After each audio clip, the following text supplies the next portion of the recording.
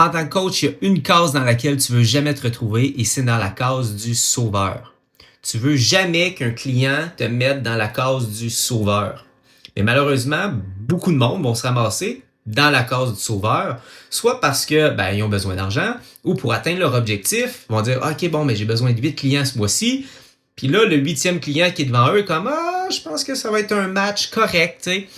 Et finalement, ils vont commencer le travail ensemble, puis trop rapidement, ils vont réaliser qu'il aurait dû dire non. Et avoir la possibilité de dire non, c'est le meilleur endroit où se rendre.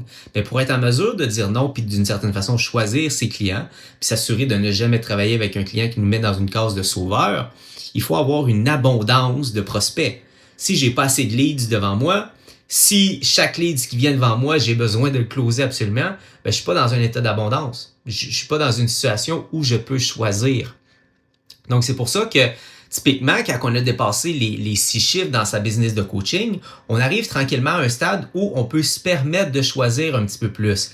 Mais l'erreur pour grandir dans les 6 chiffres, c'est de dire oui aux mauvaises personnes. Donc, on veut jamais se ramasser à closer à tout prix. On veut toujours être dans une situation d'abondance pour pouvoir choisir et dire non aux personnes qui sont clairement à la recherche d'un sauveur.